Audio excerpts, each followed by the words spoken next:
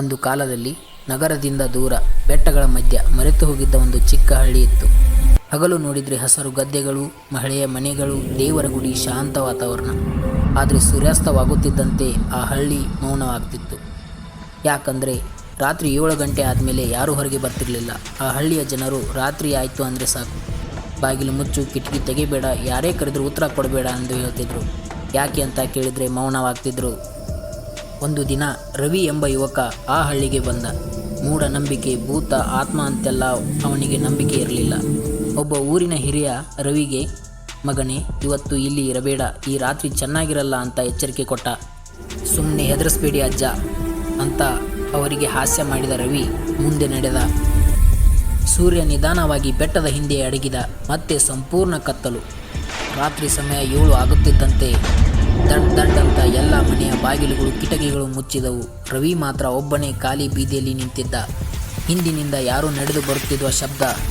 ರವಿ ತಿರುಗಿ ನೋಡಿದರೆ ಯಾರೂ ಇಲ್ಲ. ಮತ್ತೆ ನಡೆದು ಮುಂದಕ್ಕೆ ಹೋದ.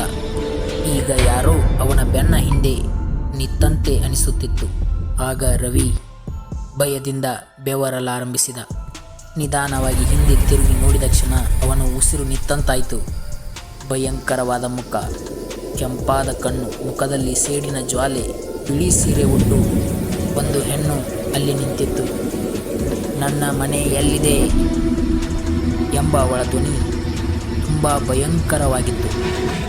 ತಕ್ಷಣ ರವಿ ಭಯದಿಂದ ಓಡಿದ. ಆ ಹೆಣ್ಣು ಅವನನ್ನು ಹಿಂಬಾಲಿಸುತ್ತಲೇ ಇದ್ದಳು. ರವಿ ಓಡುತ್ತಾ ಒಂದು ಹಳೆಯ ಬಾವಿ ಹತ್ತಿರ ಬಂದು ನಿಲ್ತಾನೆ. ಆಗ ಒಬ್ಬ ಹಳ್ಳಿಯ ವೃದ್ಧನ ಧ್ವನಿ ಅವನಿಗೆ ಕೇಳಿಸುತ್ತೆ. ಅವಳು ನಳಿನಿ, ಈ ಹಳ್ಳಿಯ ಹುಡುಗಿ. ಒಬ್ಬ ದುಷ್ಟ ಜಮೀನ್ದಾರನ ಅನ್ಯಾಯಕ್ಕೆ ಬಲಿಯಾದವಳು. ಅವಳನ್ನು ಈ ಬಾವಿಗೆ ತಳ್ಳಿಬಿಟ್ಟರು. ಅವಳಿಗೆ ನ್ಯಾಯ ಸಿಗಲೇ ಇಲ್ಲ. ಆ ದಿನದಿಂದ ಅವಳ ಆತ್ಮ ಈ ಹಳ್ಳಿಯಲ್ಲೇ ಅಲೆದಾಡುತ್ತಿದೆ ಎಂದು ಹೇಳಿದ. ಇದನ್ನು ಕೇಳಿದ ರವಿ ಮತ್ತೆ ಓಡಲಾರಂಭಿಸಿದ.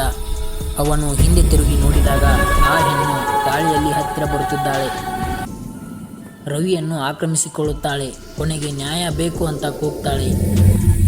ಮರುದಿನ ಬೆಳಿಗ್ಗೆ ಹಳ್ಳಿ ಮತ್ತೆ ಸಹಜವಾಗಿತ್ತು. ಆದರೆ ರವಿ ಕಾಣೆಯಾಗಿದ್ದ. ಅವನ ಬ್ಯಾಗ್ ಮಾತ್ರ ಬಾವಿಯ ಪಕ್ಕದಲ್ಲಿ ಸಿಕ್ಕಿತು. ಇವತ್ತು ಕೂಡ ಆ ಹಳ್ಳಿಯಲ್ಲಿ ರಾತ್ರಿ ಒಂದು ಹೆಣ್ಣಿನ ಧ್ವನಿ ಕೇಳಿಸುತ್ತೆ.